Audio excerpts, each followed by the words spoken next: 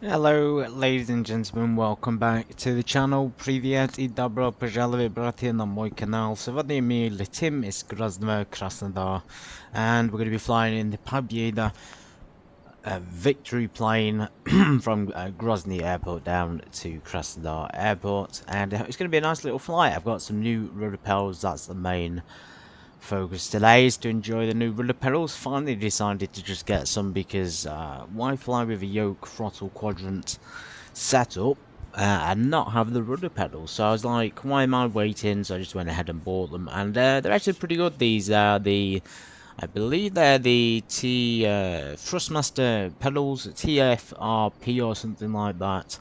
And yeah, they're pretty basic, just the actual pedals, but they're very big. And they come with a nice logo in the middle, and it says Thrustmaster on the bottom, and it's got metal, it's got plastic, it's got all the parts needed. So basically, it's just kind of a plug-and-play device. So that's what I did yesterday. Plugged it in and tested it out, and actually, it's pretty impressive just how much range of motion you get on these little guys. Just being aware of the setup of them, as with anything I'll explain. So I'm going to show you now on the T-Rudder, that's what they're called on the system, the Thrustmaster pedals. And the reason I didn't get the honeycomb to match my quadrants and yoke was simply because they do look a little bit small, and actually the Thrustmasters are considerably bigger. They're quite big actually, they take up quite a lot of space. The foot pedals themselves will suit you if you've got large feet. Anyway, so going back to the pedals, so programming them, you will need to actually tune them in and calibrate, and then you will need to select your left toe brakes and right toe brakes. They're not automatically set. Then you'll need to reverse the axes as I did. So as you can see, when we reverse them, we now get full brakes when we press them, whereas if we don't, they're always on brake. So I'll just bear that in mind. Anyway, new livery, I thought I'd download Pobeda and see how that goes. Of course, that could have multiple meanings depending on what angle you look at it. Yeah, so the Boeing 737-800, the better version, I have to say, of the 737 is the level up one by far. Used to think the Zebo mod was a superior one to the default plane, but actually after a while realised that the handling and the autopilot in particular were really pretty poor on the Zebo mod. Still good plane, but when you go into the level up, you really did get the proper 737 experience. Everything about it is just a lot better. It handles a lot better, and more realistically, it's got a better autopilot, and the sounds and the saturation of the cabin and the cockpit are just, you know, really improved over the Zebra mod. The Zebra mod's like a basic step up from the default one. There's not much change to it. Anyway, let's hop in. This is what I'm talking about. The colours, they're all very dark and just more saturated. You got the detail in the chairs there. In the cabin, you got the more high definitions as well. In the cockpit, the different buttons, the, you know, those thin plastic buttons, which are realistic, of course. Anyway, the cabin, I think I've talked about this before, but it's the exact same layout in the Pobeda livery. It just is there. The cabin itself is very impressive. Grey seats and grey aisle. I mean, there's nothing too colourful about it, but it certainly has more colour than the Zebo mod. Level up your experience, guys. I do highly recommend this aircraft. So we're going to go ahead and get started. I'm going to use the... Let's get the weight and balance done, actually, before we do anything. So let's check what we need on fuel. Whoa, what's going on with that? What do we need on fuel and things? Let's check. Anyway, we expected 360 cruise level today. We cost index is 20, and let's see how many people afterwards. Looks like we've probably not got much. Oh yeah, they're fully booked up. 184 people, 6,590 on the fuel. Let's go ahead and do that.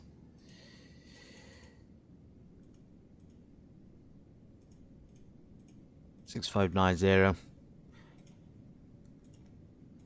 Cargo wise, you would expect it to correspond to the people's about 4,600 kg, which works out. I hope this is in kg, by the way. Sometimes they won't put it in it on 184 packs. Let's hope we can fit them in. Yes, we can, because I changed the configuration of it last night on a quick practice flight. Right, we're going to activate that. And what we're going to do is get prepared. We're not at terminal here at Grozny Airport. It's actually... I don't know if you can see that, but in the background there, it's a little bit under construction. We have construction vehicles, and I've been looking around, and then boom, all of a sudden you zoom out a little bit, and this is why Grozny is a little bit bare bones at the moment, and its terminal doesn't have much. They're actually building a brand new terminal there. I don't know if that's real. I'm assuming that the X-plane is based on the real world, but they're building a new terminal back there. If you zoom out even more, it seems like there's another tower down the other end. They're potentially building more buildings, and they're definitely building another runway here. So, if you're from Grozny, you'll have to let me know if that's real or not. It's nice for X-plane to put it in, but whether it's real or not is another question. It's going a little bit dark as well, so we'll have to get on with it. Otherwise, it's going to be dark before we get out of here. You can hear the fuel connecting, and hopefully all the service. Well, actually, they won't be, will they? Because the assets aren't loaded in. So one of the downsides is the Zebo does these outside assets well, but of course, in order to get them on level up, you will have to transfer them from the Zebo folder. It is loading up though, so we don't have to worry about it. We can always check over here. As you can see, we're loading cargo and fuel. So anyway, let's get on with the checklist. Let's get our batteries on. Sometimes it won't check them off, but sometimes it will. Hydraulic pumps on. Landing gear. Preliminary flight deck check. Fault in op test down here for the APU unit. I mean, you could always skip the checklist and do it how you want to. You probably end up covering the basic checks anyway if you do it yourself, because if you know what the process is, you'll cover them all. Let's go with the top. Let's just do the flaps. Fire extinguisher quick. So I've done them. IC ground power if needed. We don't need it at the moment. GPU. You know what? Let's just skip the checklist. It's not that I don't want to do it. It's that we can do it a lot quicker. If we just don't do it. And we want to get this done. Start quick. I've seen people who do streams where they do starves and they take. I've seen people do streams in aircraft and they can take up to 2 hours to get going, and it's kind of like, at that point, guys, you know, do people really want to sit through 2 hours of somebody starting up an aircraft, regardless of how realistic you want it to be? Sometimes there's a time limit, and sometimes you do have to shorten it down for the sake of your audience, for the sake of the flight sim. After all, it's not real life. So anyway, we're testing all the systems. I do appreciate people who do that, but obviously if you're going to be sat there an hour and a half doing the startup, at least give us the warning prior to it that you're going to be doing that. APU's coming alive, and that slow response time there, that's realistic. I've also got the FMC lag on, so that should be noticeable in today's flight. I'm going to wait for all the systems to come on. I'm going to have to add those assets to the level up folder. APU's come online nice and well. Really, the aircraft's spewing out a load of heat.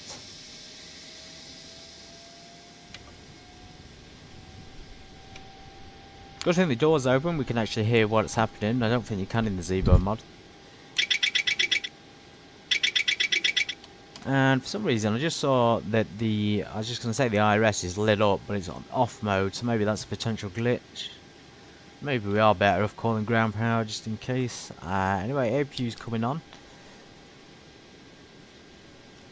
Generator panel available. Brilliant. We've got the lights on. It's probably going to go dark soon. We might even arrive in Krasnodar in the dark. Welcome in, by the way. If you're new, if you're returning, great to see you. We've got a bit of an issue here with the co-pilot and the central console here not lighting up. Make sure all of our systems here are connected.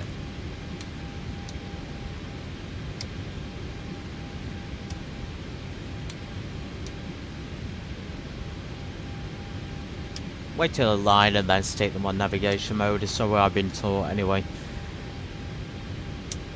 I'm going to call the ground power unit. This new menu down here, well, they're not new, but the new selection here of GPUs, we're going to do that. I'm going to connect, strange actually, select GPU and, okay, waiting for vehicle. I was just going to say it doesn't turn up. Right, the co-pilot screen was on, that's a relief. Let's keep an eye on the co-pilot side in case. We've got 7 minutes of the IRS, which should give us time to load packs up as well. There we go, so we got 7 minutes. They're also still doing the fuel. Look at that, guys, the lighting on this plane is beautiful. Thank you to the Level Up team for doing such a cracking job. An absolute massive improvement over any other choice, really. Right, we're going to go into menu. We're going to get our route plan, flight plan. Now, usually you can type it in, I think. You can get the number or whatever it is and then type it in and bring it up. But I'm pretty sure there's another way which I prefer to do. I cannot remember how to do it. Navigation data. Flight plans and URMG. Yes, that's the one we want. Back to route and then click it into company routes. Nice. It's come up well. Execute that. We can't check anything yet, but that's fine. Let's get a few more things on now. I thought it was going to be warm, but it's actually 14 degrees. So let's get a bit of the window heat test on. We're going to test them on and do that overheat test as well. So there you go, and then we want to turn them off and back on again.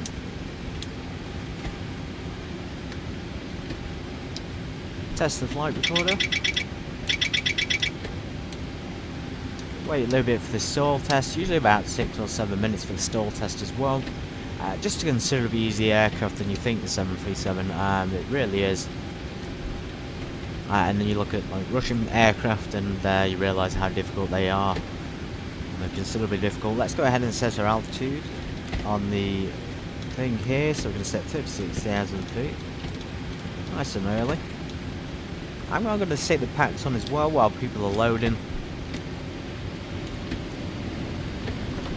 Yes, the noises considerably improved. Those sound effects.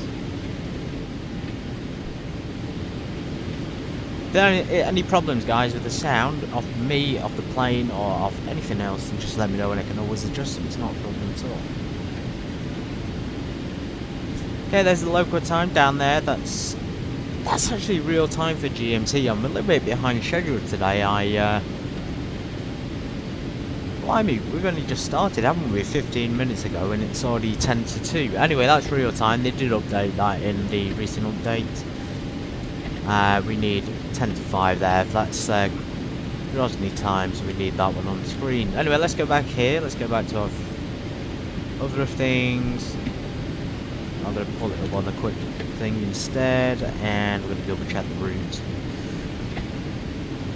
we want runway 26, which is confirmed. The -1 Sierra departure, runway 26. -1 Sierra departure, that's all programmed in to straight to B494, risk error. Looks like the flight plan's gone in well, guys. There's been no snags in there. I'm just double checking it just in case. And of course, we've actually got the arrival today, so the level up, yeah, again, just taking the edge over the Zebra mod in terms of quality.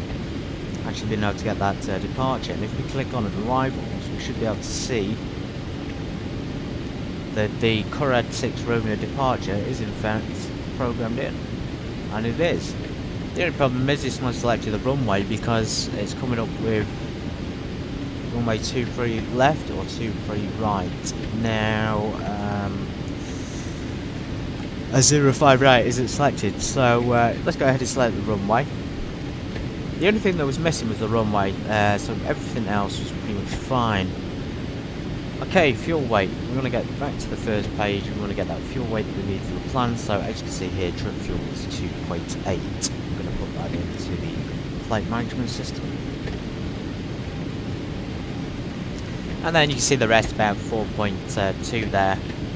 4.6, excuse me, for the reserve fuel, which is actually quite a lot. Zero fuel weight, I guess we could do that to some extent. Reserve, so what's that? 3.6, 3.8. Maybe not 6 in between, my mistake. Forgive me if my math's wrong, everybody. I think the cost index was 20. Yes, cost index is 20. We're going to change the ground weight before we go, of course. We can go up to flight level 410 if we want, but we have 360 on the flight plan. That'll be limited because of the cost index as well, altitude constraints. Okay, that's fine. We're going to check the departure route. I'm going to go maximum D rate today, see how I'm going to handle the takeoff with the rudder pedals. We'll wait to do the central gravity and the V speeds, but we'll go to our departure page here. We should be able to see what our departure speeds are going to be. We've got the QNH, and the departure speed is V1, 135, 141 and then 148. It's a little bit different, but obviously that'll change based on the weight. So let's get the QNH put in of 1019. Let's go ahead across here to our minimums. I'm going to enter the minimums now before it's aligned. I don't think there's any reason why you couldn't do that. 1540, I did the 5 checks before, anyone was wondering. I didn't skip anything. There's plenty of more checks to do, of course, that real pilots do in real life, which aren't on simulator checklists. Anyway, we're going to put the brakes into RTO. I'm going to stick no flight directors on at the moment. Do we need to set the co-pilots? No, because they're both synced. Brilliant. That's also synced as well. It's very ideal, isn't it, in an ideal world? Okay, 55%, the packs are very slow, the weather's getting a little bit gloomier. So there's runway 26, unless I would be taxiing and backtracking runway 26 there. Yep, all we have is Alpha, unfortunately, so Tango Romeo 4 down to Alpha, backtrack runway 26. You could always do the NDB on the outbound course and just use that as a reference, I guess. Tune that on ADF2, and I'm going to select it on. Oh, okay, IRS is aligned, so let's just select that ADF thing on here. Can't remember where to do it now. Where is it for the ADF? Anyway, flight directors coming on. Right, I think I'm thinking of a citation X for some reason. There's not any way to do it on here, but that's absolutely fine. It's down here anyway, programmed in.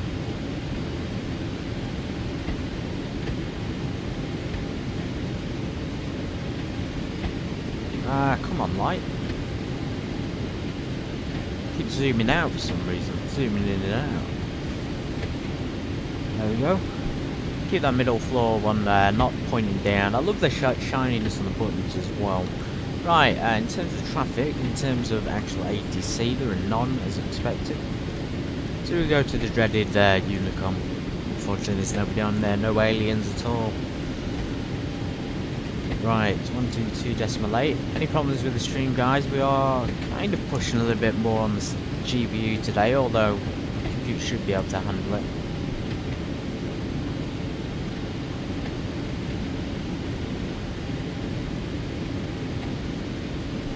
Back on the overhead, what do we need? Pretty much nothing. Pitos, give them a quick test. Done that already, so there's no need to do it again. We're left to side to right, everything there is good.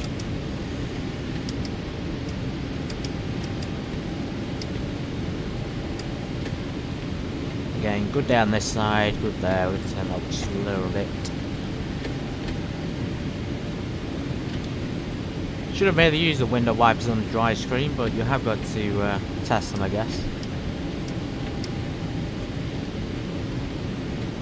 I think that's an essential item, window wipers as well, if I remember correctly. Strange. Also, GPU's just come available. That's the ground power unit. Let's just temporarily switch. Oh no, it hasn't come available. That's strange. I thought it would have been here by now. We did request one. It's not come up available, so I'm guessing you'll have to use Level Up's dedicated menu down there for it. He's going to drive off anyway. Thank you, GPU man. I know it's cold outside, so thank you for coming over. Okay, 22 degrees. That's fine in the cabin, I think. I don't think people will be too warm with that. Just test the anti-ice. As you can see, they're draining the APU bleed air with the anti-ice on. We're going to turn it back off. Not necessarily on the engines, but on the winged anti-ice. We'll be using the bleed air to heat the wings up. Anyway, let's get the chart open. Now we have Airports, URMG, yes. QNH 1019er. Right, now, the question is it an RNAV? And it probably is an RNAV departure if that's the one coming up. So let's look what we got, guys. I hope you can see this on there. Insufficient fuel. There shouldn't be insufficient fuel on board. We got enough for the trip. Negus 1 Sierra departure, so it might not be an RNAV departure, but the Negus 1 Sierra departure is there, so it is. Grozny in Russia, Severny. Okay, Negus 1 Sierra departure. There's a runway, so we're heading 260. The runway's actually on its course today, 260. Minimum climb gradients is 3.9% of 080. Some people can't do that, i.e. some planes. They're limited to 3% glide slope, so that will be, you know, limit them to what they can land on as well. Closing obstacles to the right of the takeoff. You must take note of these things as well. QFE on request. I never know how people get that if it's always on request. But yeah, Remco 1 Sierra is there, and we want the Nega 1 Sierra, which is going there to flight level 080. Let's check the routes. So 080 is in fact available on the departure, and we're going to set the heading to 260.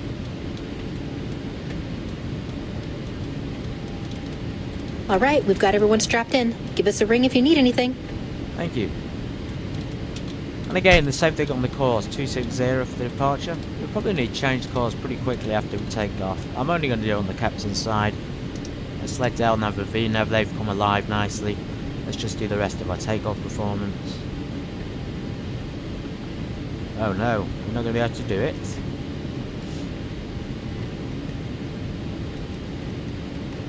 It's not coming up on the performance there. Let's go back to index.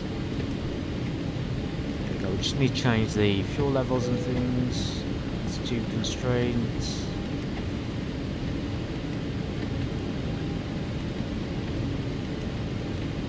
These speeds are in fact aligned with what was on the chart pretty much. So there's 138 on V2 if you remember, guys. So we're going to put V2 in. 138. Now I'd like to add 5 or 10 knots into that, so maybe 148 as a reference, but 138 and arm the auto throttle there. Anyway, going back to the leg, so it is straight to 8,000 feet, so I'm going to set that as well. Some of these numbers in the MCP are from yesterday when I did that practice flight, so don't worry about it. 8,000 feet initial altitude, and then we'll be cleared after the Nega 1 Sierra departures to 36,000 feet. Maximum speed 450 kilometers up to flight level 100, so that'll be 250 miles an hour. There's not really anything to track here. We have a small thing down here, 143, but there's nothing here. There's no frequencies I can see to tune in, and I never understand how people get them. Because it only ever gives the heading, it doesn't ever give the frequency on these outbound courses. Usually get them on the airport region, but maybe I don't understand this properly sometimes.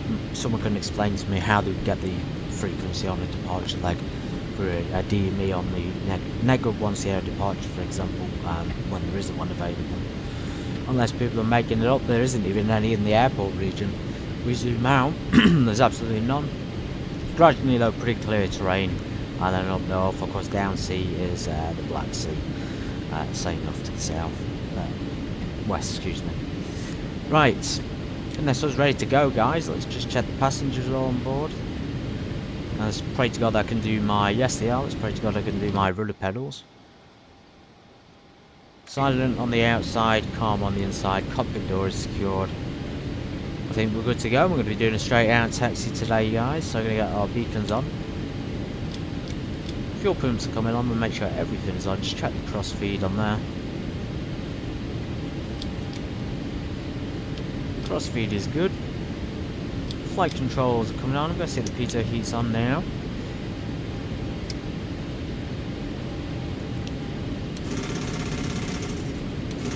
I want to see this shake the stick, guys. The colour in the cockpit is beautiful though. Absolutely beautiful. Yeah, it says that stick shaker. We all love a good stick shake. Brilliant.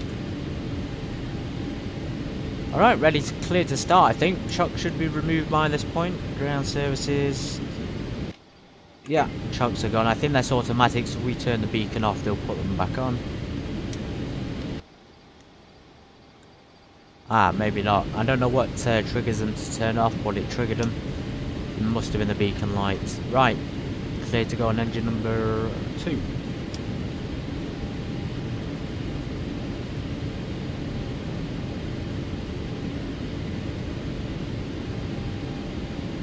Pack's coming off. Need that to start the engine. There we go, it's coming alive. Brilliant. Do a flight control check after we've loaded the engines in. Make sure in the fuel cut-off position.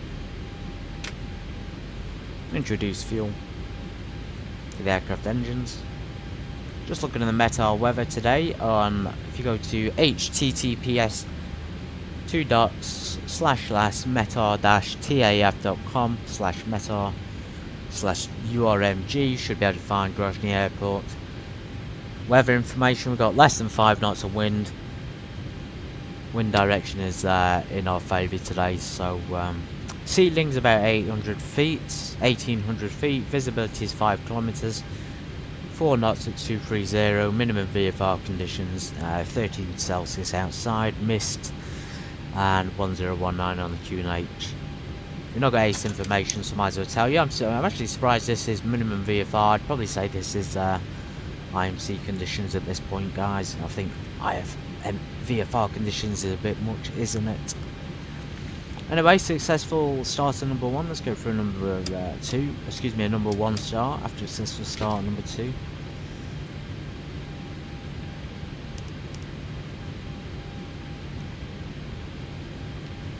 There's N2 rising up. Let's go ahead and introduce fuel at 15%.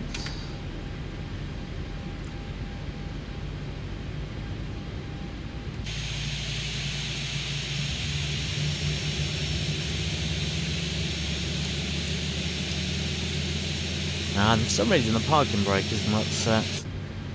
Thought it was set. And it's realistic braking in this aircraft, guys. You do in fact need to hold the pedals. Let me get comfortable here. Hold the pedals and put the parking brake on at the same time.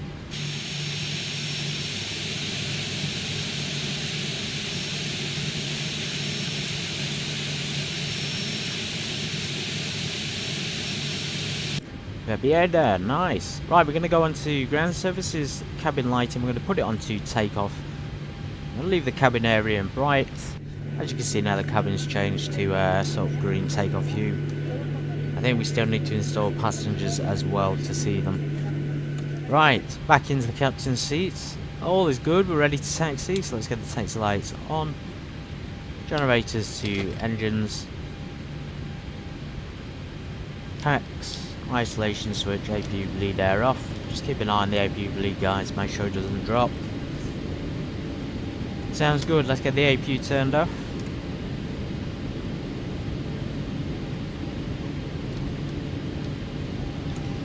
Yeah, let's get going. You can remove the parking brake with the pedals in this thing, it's brilliant. Oh, hang on guys, let me do a quick flight control check for you. So we got ailerons, elevators, rudder control, which also controls the tiller steering as well. And getting it centralised sometimes can be a pain. I've only had it like since yesterday. I guess that's one of the things people might struggle with is feeling that central alignment. So practice, guys. I mean, I'm going to have to practice 100%. Let's get going. Let's make sure we do in fact have control of the rudder. A little bit nervous about this, about the takeoff and the landing, but I'm sure it'll be fine.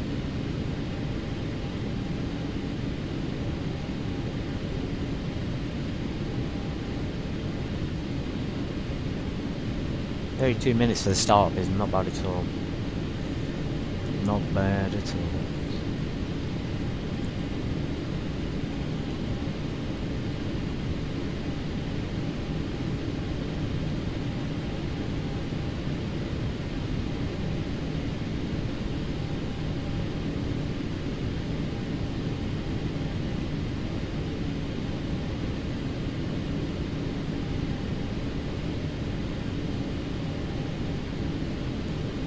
Okay, brilliant. We're on the road now. We're going to go ahead and do our pre-takeoff checklist before we get onto the runway.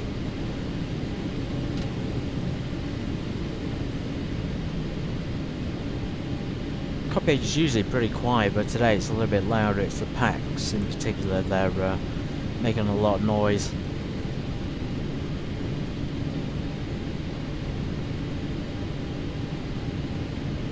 Keep our departure open so we can see where we're going. And the whole short here, and we're going to do a checklist before we go. So let's get our transponder, which we haven't actually set yet. So let's go ahead and put a new squawk code in of 2406. Random squawk code, we're going to test it.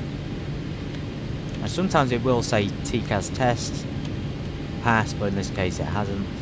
TCAS test pass. Ah, it must have been listening to me. Right, TARA on there. We want the strobes coming on, although I'm not sure what the operation is in the 737 in this sort of condition. I know in the Baron you wouldn't have the strobes on in this kind of weather, but I'm assuming because we're in the 737 we would. It says traffic alert. Right, that's a bit concerning. Has he landed or is he coming over the airport? Anyway, should have ignition on continuous. Weather radar's on. Captain and co-pilot, let's give them a call. Grozny traffic, November 806, Sierra Bravo. Backtracking runway 06 for departure.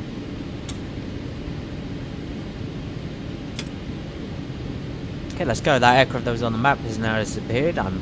Maybe he crashed and or didn't want to go through with it, who knows. Maybe he tried to land on the work in progress down there.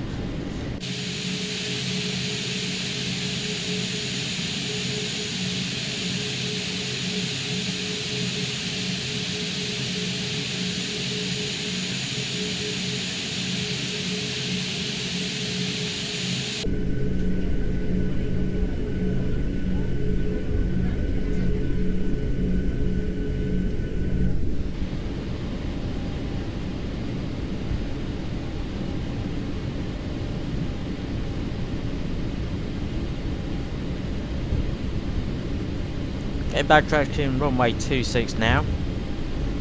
Ready for departure. RTO is set, we're pretty much ready to go. We just need to do a turnaround. We're obviously going to do a flap to 5 as well before we go. I didn't do a flap check before we departed taxiing, but I'm sure it'll be fine, guys. One of the rules as well, don't deploy them when you're taxiing. Don't deploy them before you get to the runway before takeoff, really. They're only meant to come down prior to takeoff and retracted before you even taxi off the runway. I'm joking, you're meant to retract them before you get onto the taxiway. Right, yeah, as you can see, I'm not keeping a straight line here at all, so it is a little bit more difficult than I thought it to be. It's going to be difficult to do on takeoff.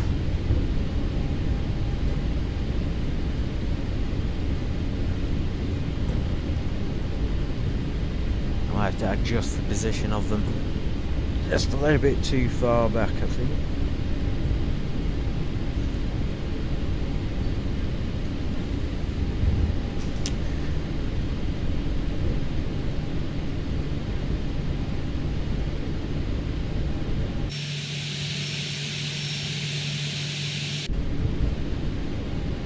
Yeah, minimum VFR, probably IFR at this point, aren't we, guys? Let's be realistic, so we probably do need to keep our eyes peeled on the radar for any other traffic. We're going to do a turn on this side rather than the other one, although that's the assigned turnaround bay.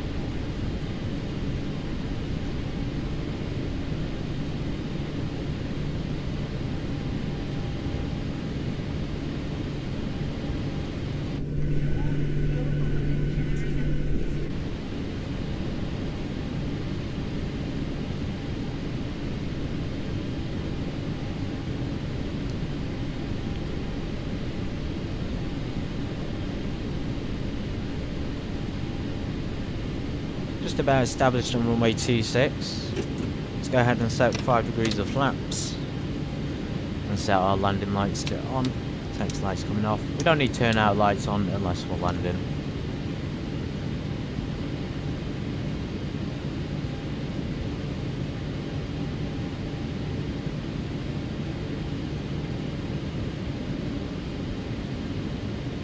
Try and keep that rudder centered. Grozny traffic November 806 Sierra Bravo.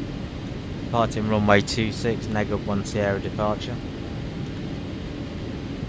Let's get going. There's been no Unicom off anyone. I don't think there's anybody in the area, to be fair. We did have a traffic warning, but sometimes traffic can be birds, and there's birds there, so yeah, little notice thing for you there. Okay, let's get going. So 40% on the N1.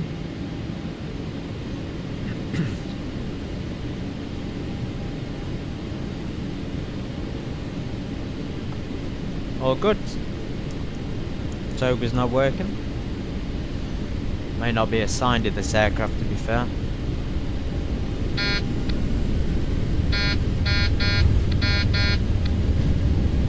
Toga, finally.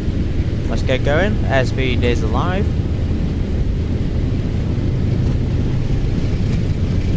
$80. Cross check.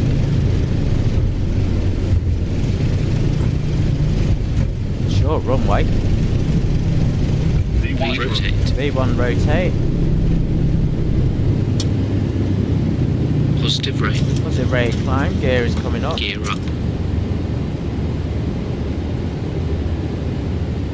Not pitching as steeply today, guys. 400.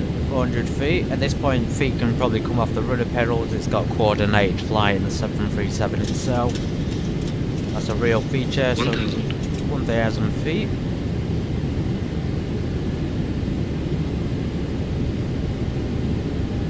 Let's turn on towards the departure leg.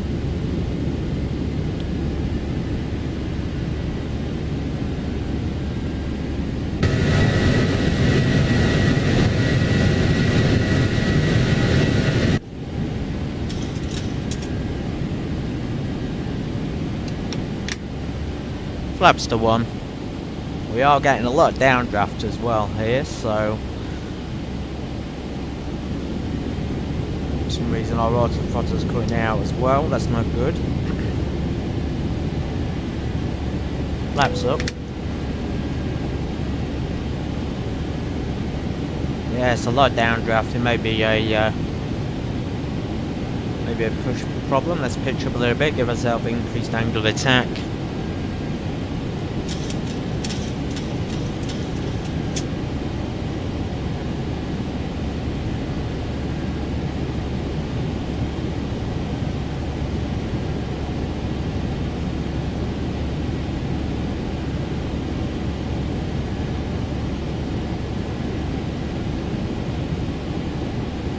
Turbulent this is, guys, seriously. A little bit all over the place on the controls. Going past 5,000 feet, I think we should probably set the autopilot at this point. I'm going to cross the next waypoint and then we'll set the autopilot. Just neutralise the gear early and just turn those RTO brakes off for peace of mind, and of course set standard pressure as well. Synced across all 3 altimeters.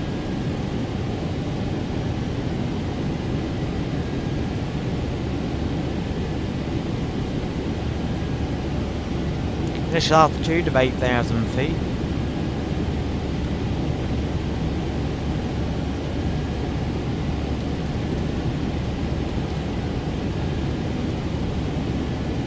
$1,000 to go. 1,000 feet to go.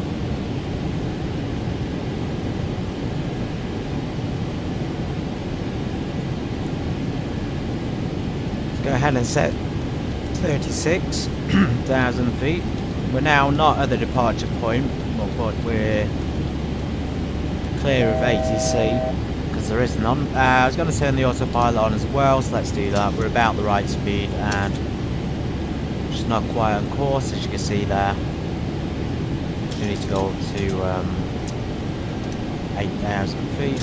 Sorry, 36,000 feet. We should really enter that in before we do the autopilot actually, and then that will help.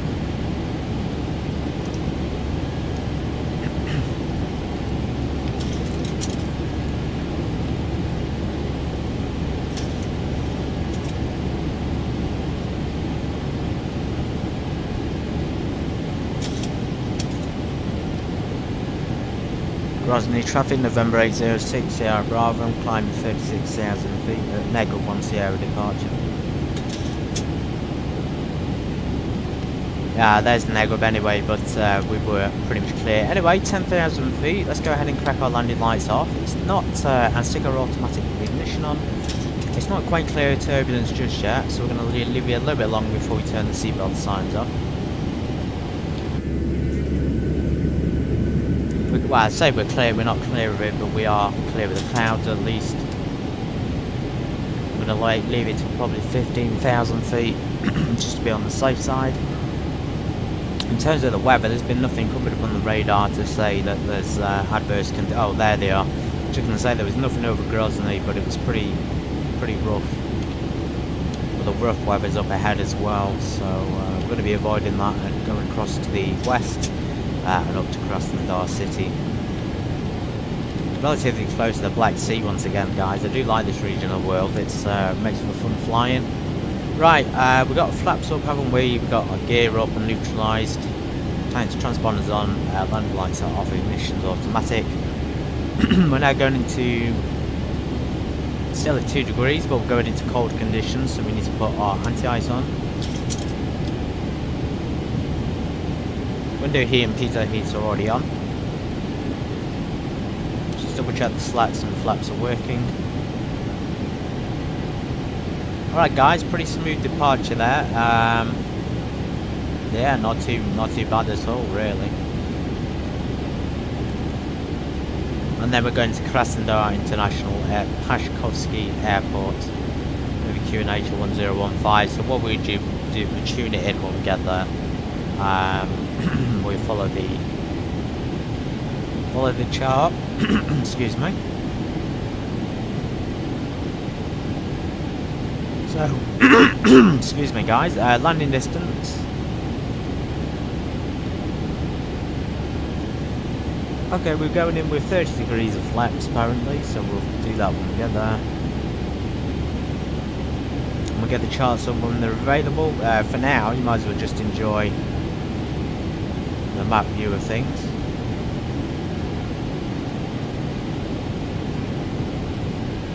I missed a few things on takeoff there. I deliberately didn't do the trim because I wanted to see how it handled in. It usually handles a little bit better on takeoff without the trim set, although it can be an issue in the climb. We also didn't set the minimums. Sorry, I did set the minimums, but we also didn't. I think there's one thing missing on this part which I'm not quite remembering properly, but I'll get to it. Anyway, 5:20 local time, we're going to continue on. I'm not going to turn the seatbelt signs off, so you are free to move about the cabin if you want to. It's raining outside, but we do have table service available.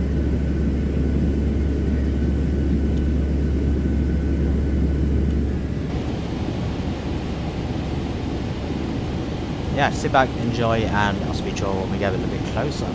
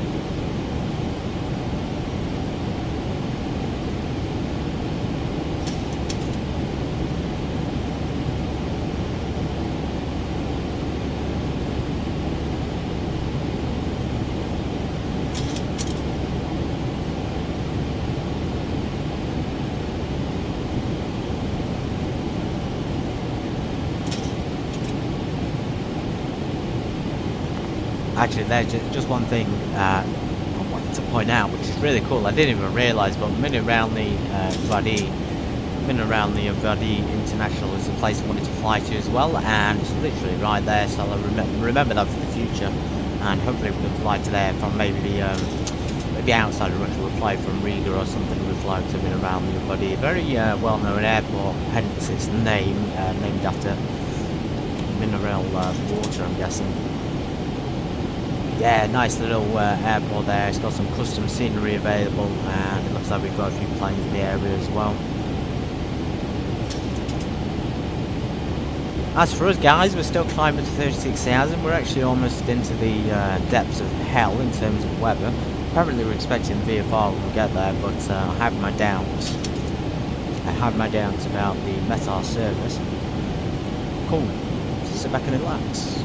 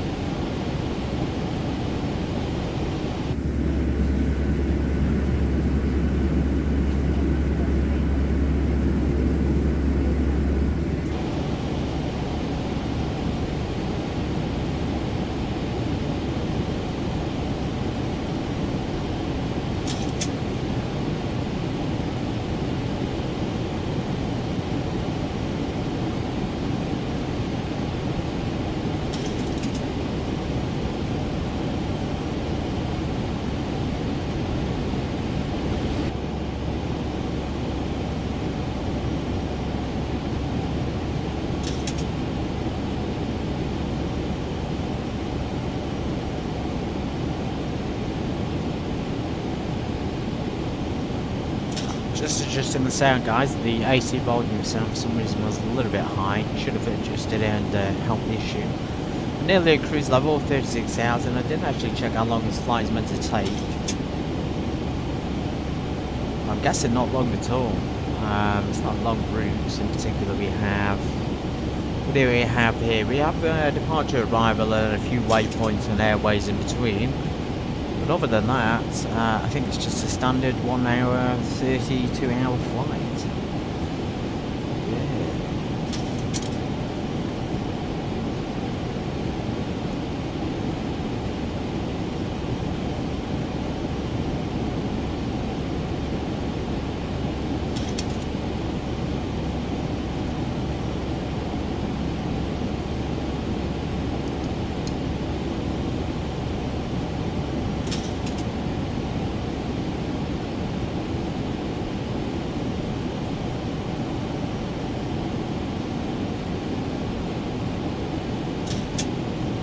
Actually going into a as you can see, the yoke is pointing slightly to the left. That's because we've got a mega 27 knots crosswind there coming in from the left hand side, so 30 knot crosswind there, and we're about to go over a moon around the Pobeda, and then of course we'll continue up north, scraping over the Black Sea area to our destination. But there's different airports in the way you can look at.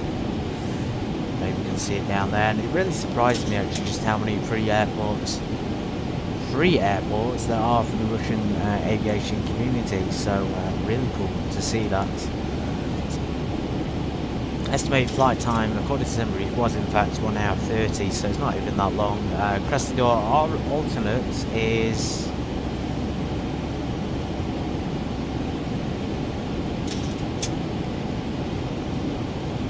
alternate is way further up north. It's called, what's that?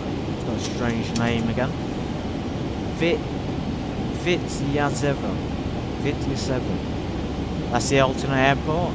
Krasnodar itself, the airport seems to be situated on a lake. Anyway, there's 1,000 feet. Krasnodarskia Vodokranilichya. I hope I'm pronouncing it correctly. That's the name of the lake, massive lake next to it. It looks nice. It's not too far from Sochi actually, was where we flew in the Russia 747. Sochi is well known in Russia, I think, because it's that kind of sea resort place, isn't it? Right next to the Black Sea. Lovely. And of course bordered by Georgia and Azerbaijan to the south, and Turkey, and then Ukraine and the rest of Russia to the north.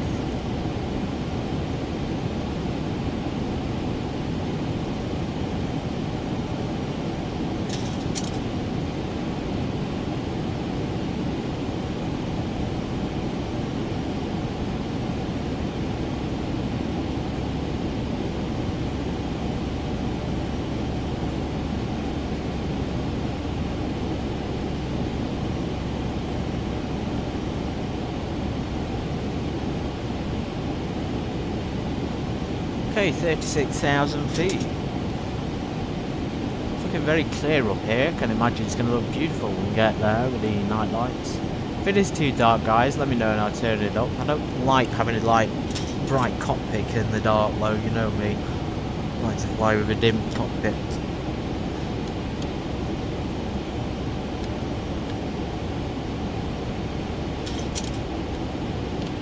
Anyway, here's me around the Pobeda.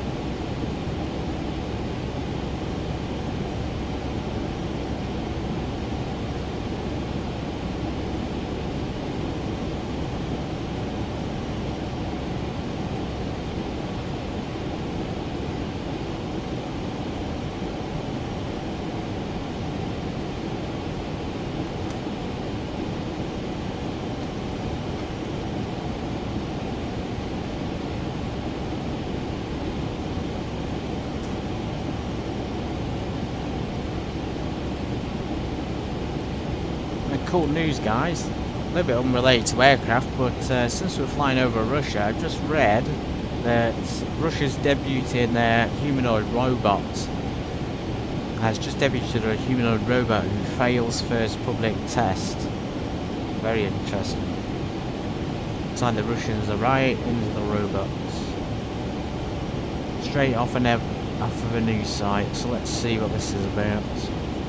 Maybe I can share it with you guys on a screen share, let me check. I'm not using the Prism software anymore, so it's not actually as... I found the layout of this new software not as good, and it's certainly got limited options. Maybe we can have a quick look at it.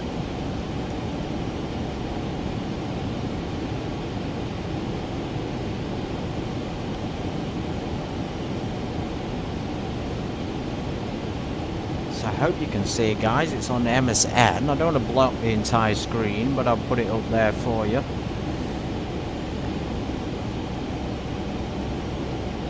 Very cool.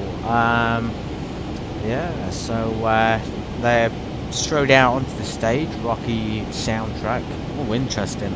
So they're already portraying robots as fighters and aggressive. Okay, sure, makes sense. That's the kind of people they are, isn't it? Anyway, Russia's first humanoid robot did not impress once it got on stage after taking only a few shaky steps and trying to wave. Face planted toward the crowd in Moscow. Okay, guys, with the inspirational music still playing, oh, but not sounding like a joke. Oh god, that's funny, isn't it? It's the funniest thing I've read in a while. So it just falls towards the audience as the rocky soundtrack is on in the background. Just imagine if Sylvester Stallone had come out on stage with a pair of boxing gloves.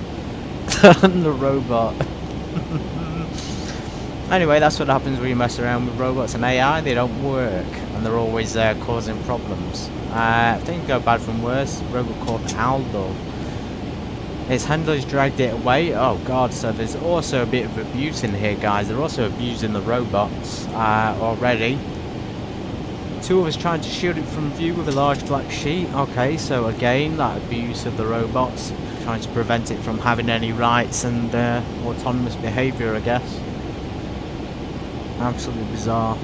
If you create a robot, guys, and you have an AI powered robot, why then try to contain it and to restrict its rights? Because at the end of the day, that's what it's going to lead to, is robots getting their own rights, and it will happen.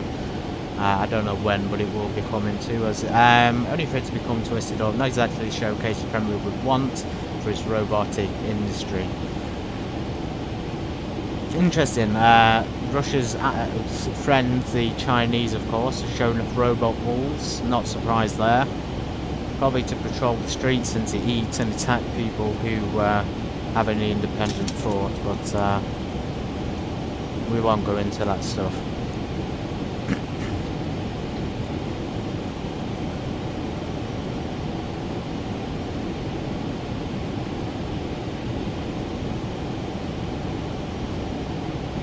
So I guess, yeah, balance issue, that seems to be the problem here. But yeah, I mean, the robot itself looks pretty good. It's just lacking a few features like skin. It's got a face though, and hands and feet, so it could call it a humanoid thing if you want. It can smile. Don't be questioning this thing, one guys, and be surprised. It's just like a person. Well, not going to be long before the people can't think, is it? So perhaps that makes it for not being able to walk or wave. Yeah, well, they can just give him 3 legs or something.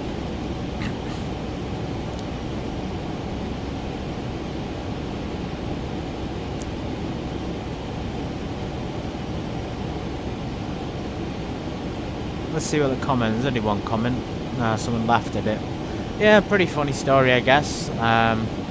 It is what it is, isn't it? Robots just get better and better, and then now we've even got planes that fly themselves. I can't remember what it was called, but now we have a plane that's entirely self-driven. So it won't be long before robots are flying them.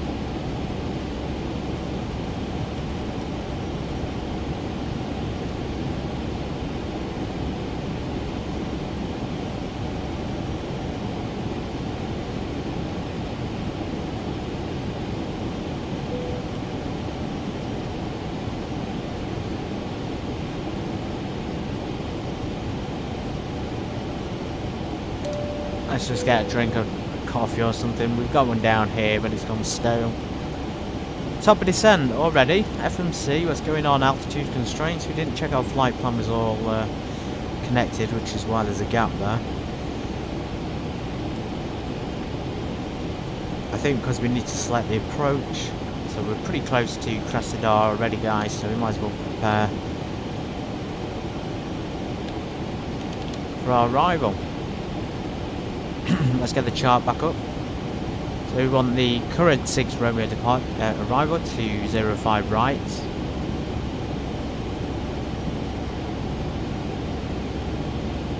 When we get the right one, it's going to be Avitab, and then we want the chart.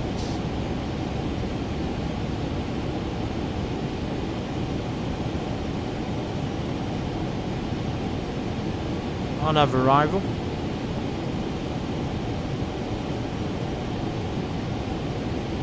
Could always skip looking at the charts since there's no ATC, we don't have to worry too much about it.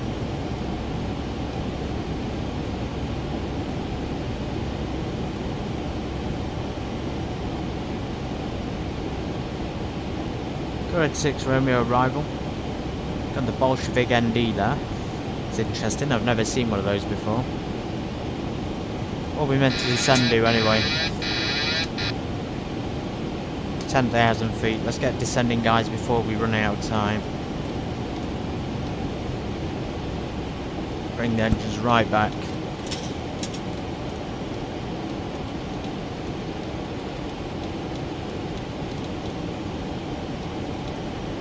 Yeah, it should be descending per the flight plan. We reached our top of descent. Let's go for a level change.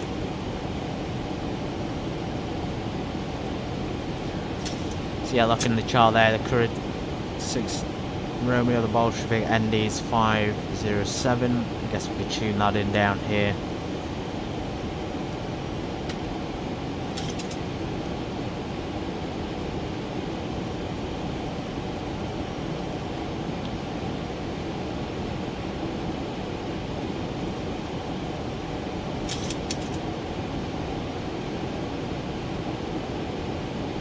Flight level 16,000 or above. And on a heading of 197 to 209. And then maximum 14,000 feet. And then we want the approach for runway. Strange approaches here. They've actually got coordinates of the RNAV points, which is useful. If we're doing the RNAV arrival, I guess we do the RNAV approach if there's one available. We could do a precision approach if we wanted to. Let's just select ILS.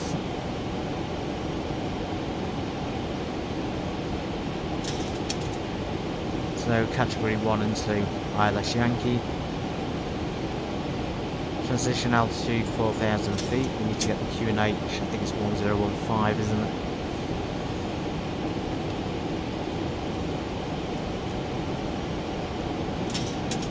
So yeah, this is where we're coming into 05 right.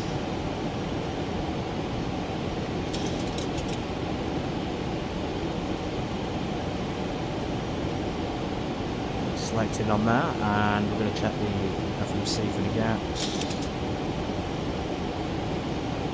It's giving us 2,800 there for the final, and then 2,000 feet.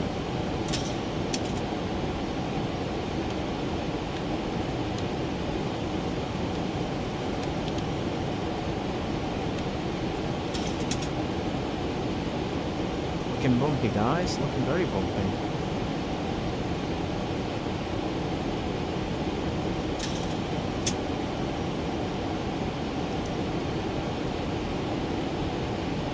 There's another NDB marker there right at the airport, which is 377. We may even be better off tuning that in, and then we've got the 115. That's some light for the KND. And the heading is 045, so let's go ahead and set the course and the heading.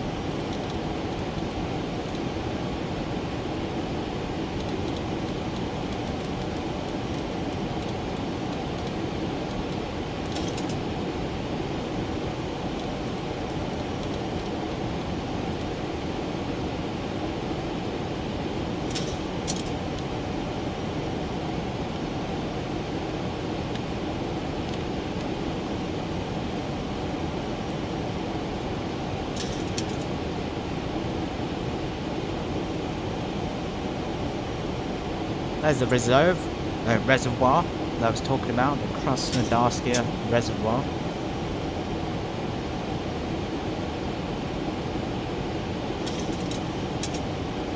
Let's put the NDB's 377 as the backup.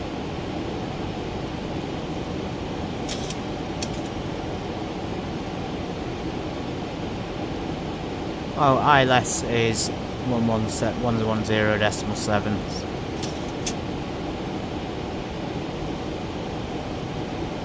Coming in at 2,000 feet.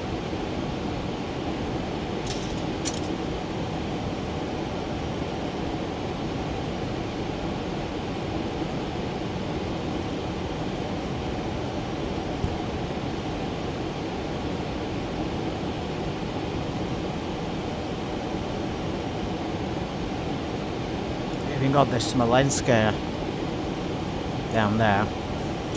It's quite a busy place, Krasnodar. It looks like there's a lot of airways, but then again, that's Russian charts. They always have a lot of choices available. Anyway, let's tune the ILS.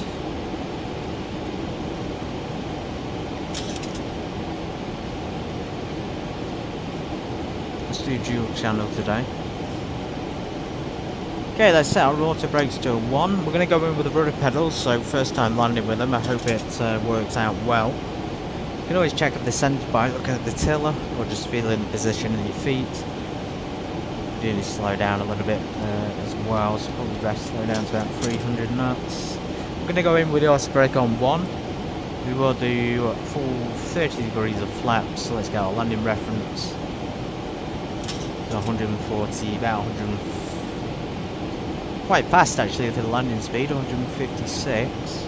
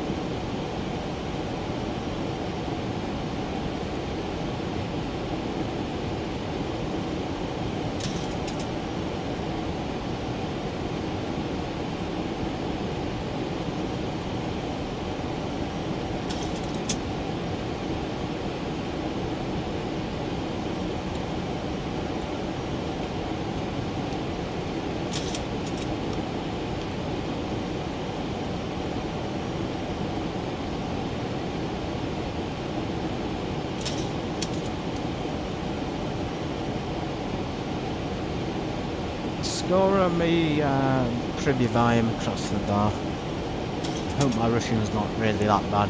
I'm assuming it is though. Probably shouldn't even bother trying.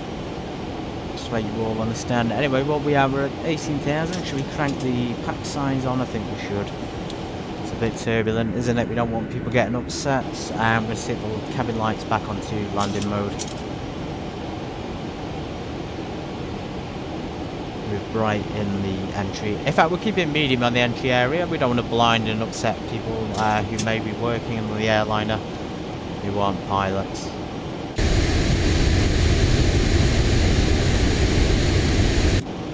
Yeah, the 737 is struggling like crazy on the outside. We're going for that really turbulent patch, which could mean the difference between life or death. So we'll wait and see whether we make it through, guys. It's green, so it's not the worst that it could be, but it's still severe.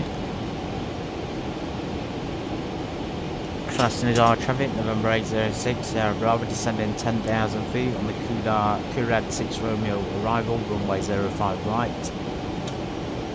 First time doing this flight, first time being to these airports, and it's the same actually recently.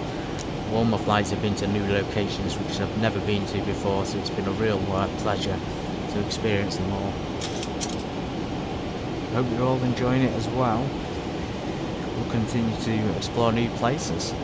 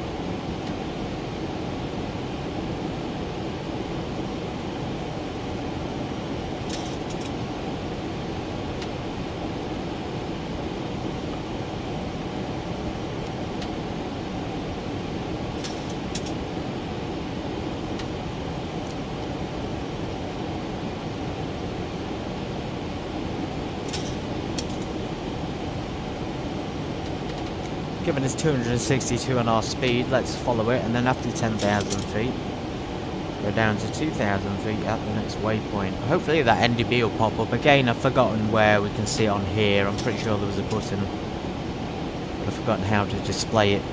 Because so far it's only showing VR1 and VR2. I'm assuming it's... oh, actually it's there, isn't it? Of course. It's on the ADF. The ADF, that's how we do it. Let's just try and select it if I can. It's so bumpy, guys. I can't even select the thing. Right there, selection there shows where the ADF1 is.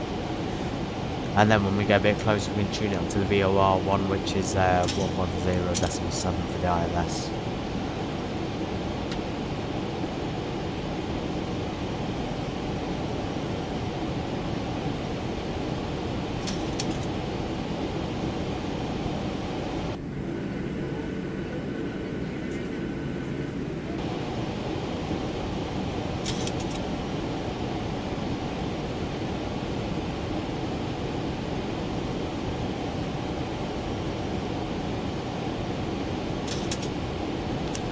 Let's put the ignition to continuous. We're in really severe weather, so we might as well.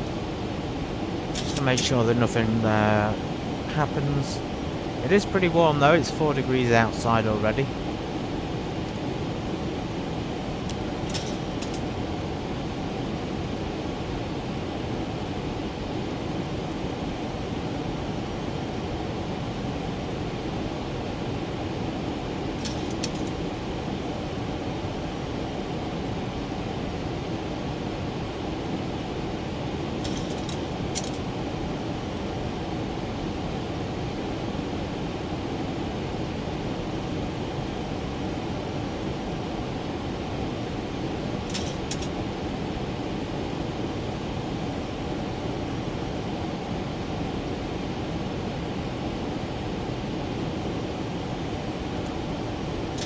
Go ahead and select 2,000 feet.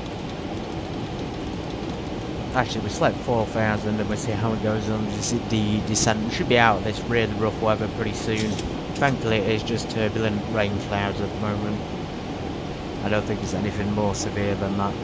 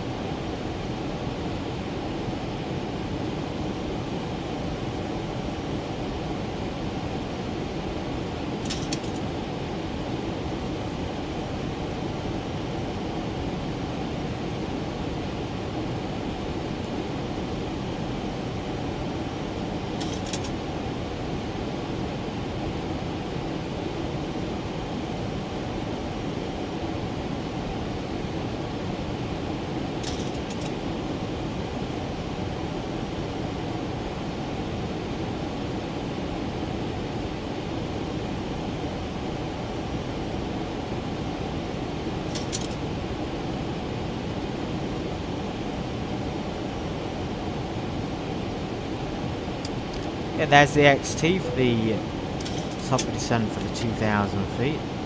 Then it's one of those convoluted approaches where we have to go on a outbound and then inbound. That's the sort of approach that would not work, guys, at all. So I think we're better off just extending the downwind from the XT point. So we'll go left and then we'll continue downwind and then we'll determine it from the heading book. We won't use lateral navigation until we're on final.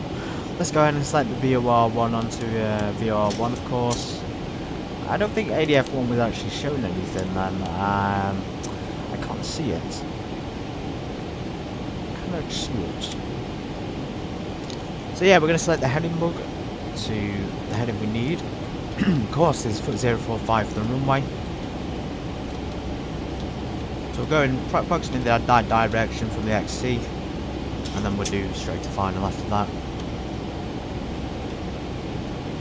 I don't think there's any other aircraft in the area. I'm unlikely to encounter ATC. Oh no, we have got one plane ahead of me who's given no ATC, so he might not even be stopping at this airport. Let's tune this into the navigation 2. Let's tune that. We have already tuned into the ADF. I'm going to tune it automatically anyway, just in case, because sometimes entering it manually doesn't work. Krasnodar though, really big. Airport right next to the lake. Awesome. Landing lights coming on. Top of descent is, for some reason, way down there, which is, like, not ideal.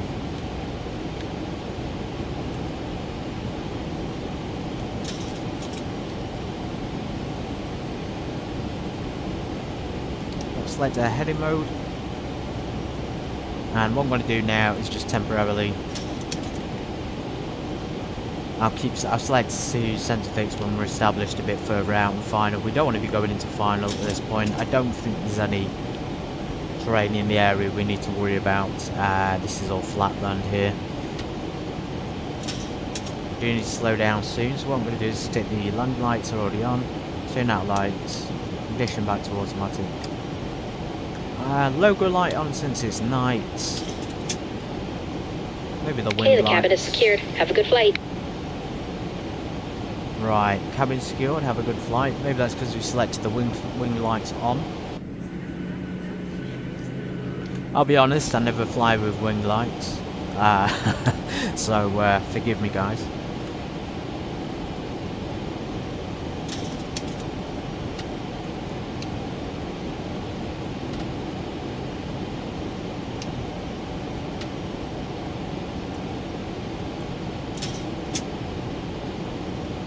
Yeah, that aircraft's vanished. Maybe his aircraft couldn't handle the weather and he's crashed.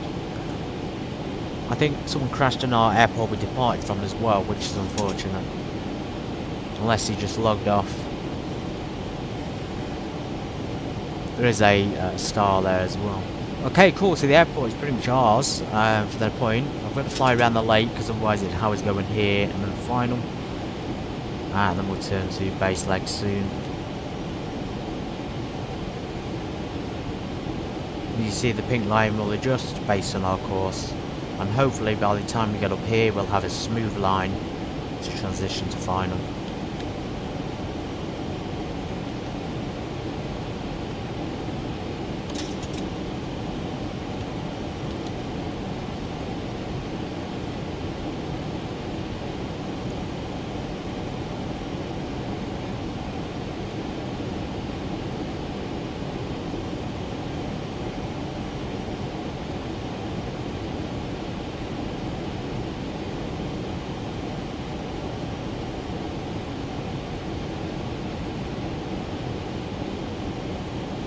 Any field elevation here, so this will be for the aircon units, but I should have known it before we departed, so always check that guys.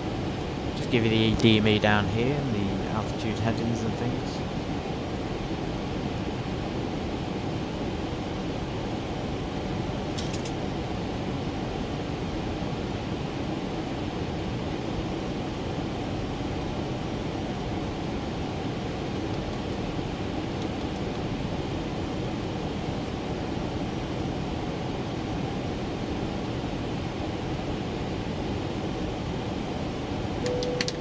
Flaps to 1.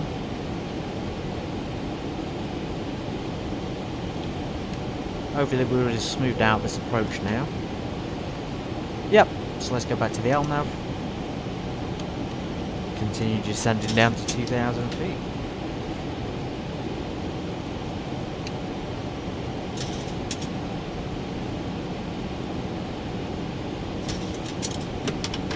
Speed brakes armed.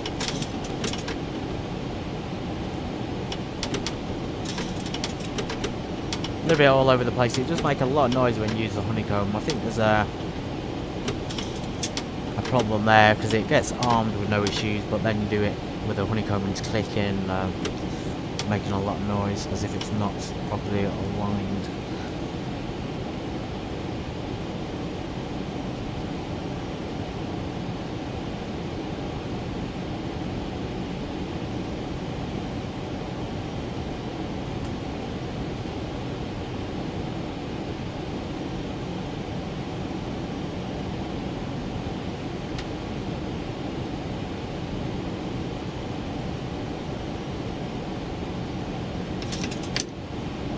To 5. Even the FMC's telling us we need some drag on there. Above 10 degrees already, so you can turn the anti-ice off, give the lead air a bit of a break. Everything else remains on for now.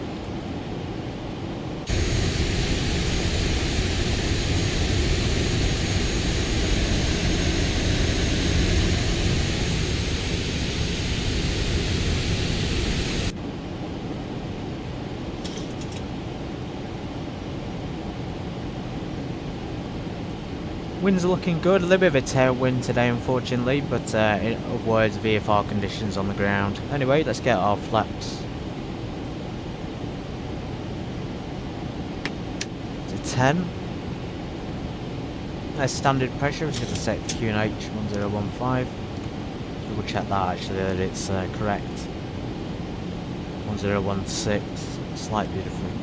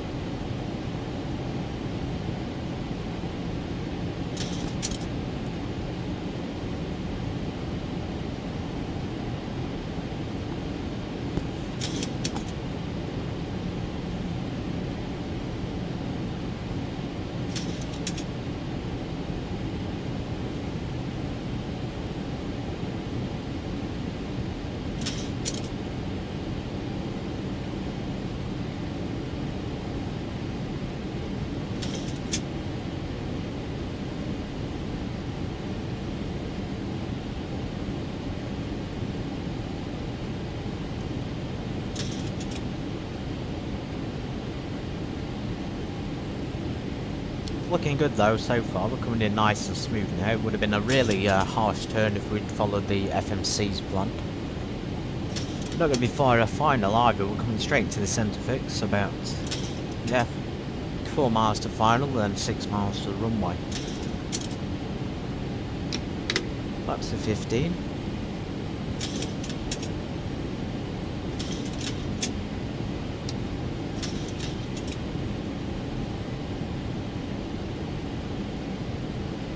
Just look at how improved it is over the Zebra mod. The Zebra mod would be all over the place. Even if you got it set up correctly, the plane is just all over the place in terms of this autopilot, and especially on the approaches. Which is why the level up one is actually a lot better. It isn't all over the place, the trim isn't going crazy. It's not pitching up and down because it knows the aircraft's in the appropriate configuration. 1,000 to go. If it was in the Zebra mod, it'd be all over the place, and the aircraft would not be able to handle the flap deployment. Okay, there's final. 2,500. Again, a gear warning.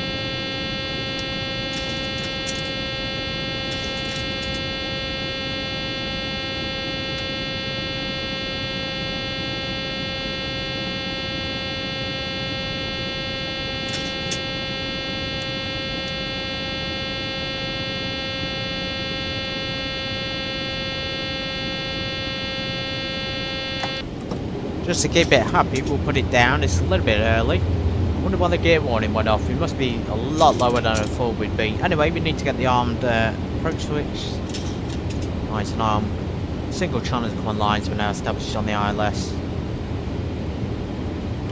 Going in flaps 30, guys, at about 156 landing speed. It is a little bit rough, I'm not going to lie, coming in. See how I can handle the touchdown.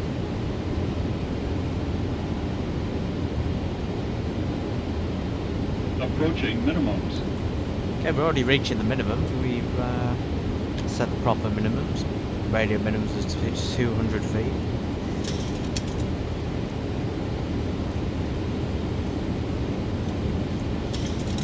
Grozny Krasnodar traffic, November 806, Sierra Bravo. 4 nautical mile final, runway 05 right.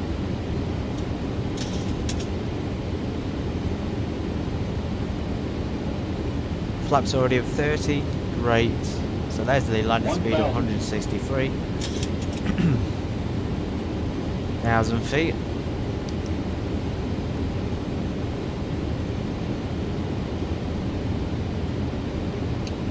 be brave and do it ourselves at this point. Quite turbulent.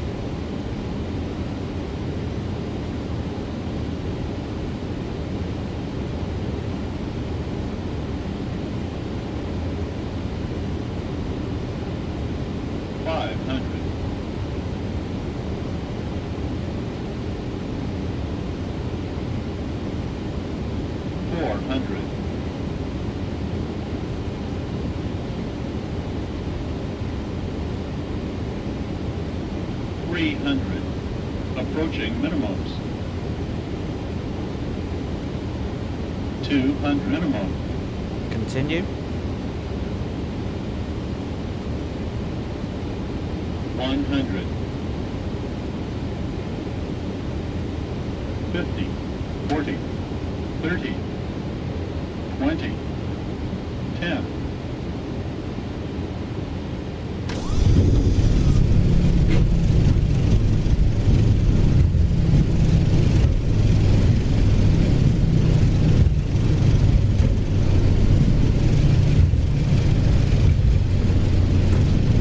I think our reversers are working.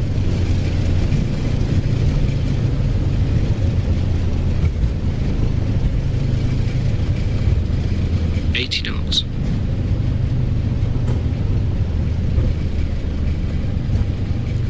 The reversers didn't come out then, that's unfortunate. Unless they did. Anyway, let's do manual braking. Not too bad on the centre line, a little bit all over the place. Really bumpy on that last approach though. I got down and then there was like a sudden wind from the side. It kept pushing me to the right. I had to keep going left. The crosswind was quite strong, even though it's coming from behind us. Anyway, let's get the flaps up. Let's get off the runway. Yeah, nerve-wracking that was. Nerve-wracking. I'm glad I kept fairly centre line though, so we'll have to see what it's like on the replay.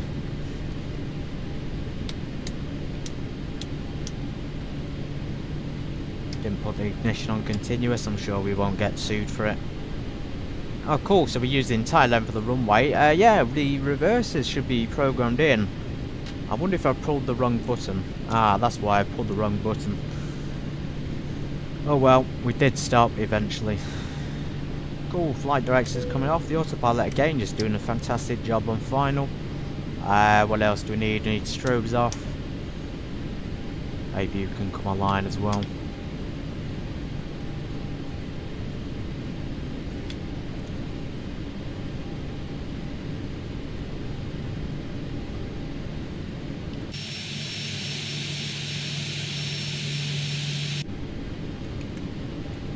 Krasnodar traffic, November 806, Sierra Bravo, clear runway 05 right, taxi into terminal.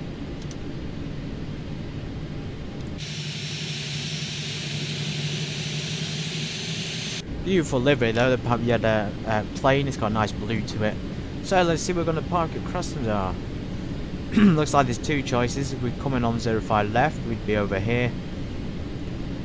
We're over here today, so we're going to taxi down Mike in probably November.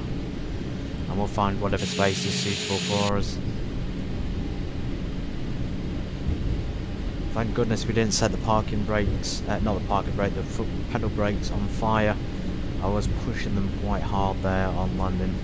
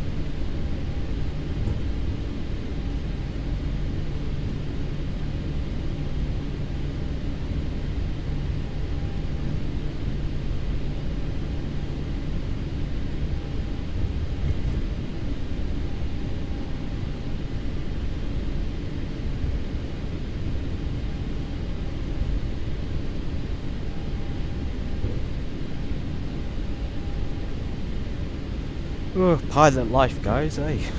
Pilot sim in life. Anyway, some of the best aviation experiences you can ever have. Cool, let's get the pitot heats off. Leave the window heating for now, just because a little bit of rain. Actually, when we came down to land, I didn't really notice the rain, so maybe it's just started. But we've always got the window wipers to keep it clear if we need them. APU's online, let's switch to that. I believe this is our waypoint, is it? Nope, next one's November, and then we'll be at the terminal, or at least a place we can park in.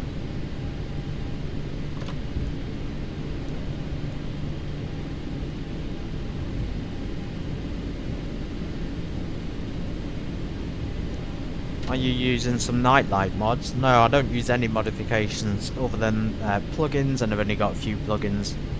I only have these plugins here, most of those are for my hardware. I've only got Better Pushback, Avitab, X-Pilot, X-Checklist, and XCPL Pilot, but that's about it. No modifications to the game whatsoever, it's pretty much just the base game.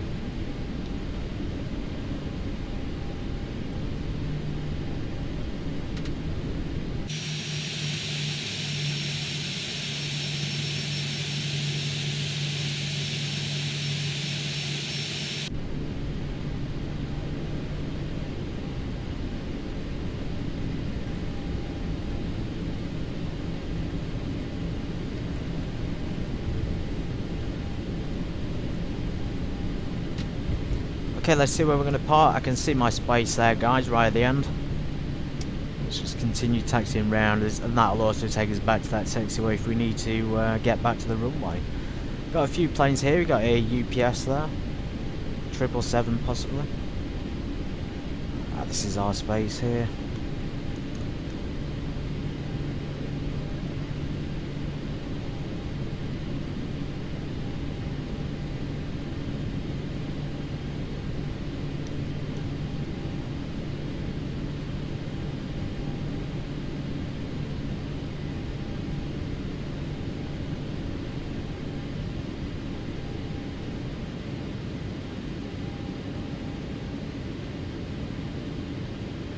Better brakes. Parking brake is set.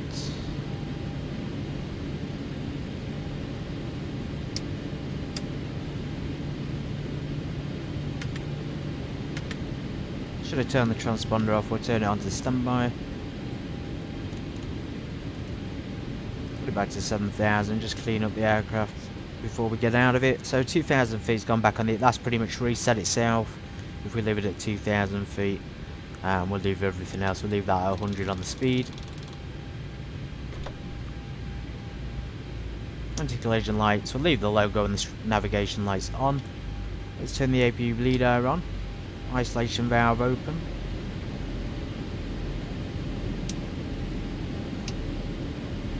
Actually, let's just leave. Yeah, trim air and yaw damper can come off. The IRS can stay on, I guess, for the next flight. I'm assuming that somebody will take over the aircraft. Anyway, let's see what rating we got. Approach rating 4 stars. Landing rating excellent. Wow, that's a relief, guys. 5-star landing. Who would have guessed? Who would have guessed? Okay, cool. So packs are going to unload. We can't see the animations because I've not got the assets in the folders. Flight controls need to be disarmed, of course, before we hit someone with an aileron. I think that's about it. The engine should be cutting out. We can turn the fuel pumps off.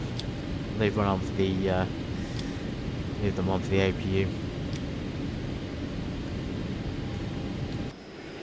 What a flight, guys! What a flight! The Pobeda Boeing 737-800NG Level Up Edition. It's absolutely brilliant to fly here from Grozny Airport to Krasnodar in such a beautiful plane and such a beautiful aircraft. They did an amazing job. I highly recommend it. And if always, you can stick around for the replay or not. I am going to be watching it. First time landing with Rudder Pedals, it's been a real joy to use them. They are the Thrustmaster TFRP pedals, I believe they are, and they're only £97. They're not that expensive, to be honest. So anyway, stick around for the replay or not, and I will see you on the next flight. Take care.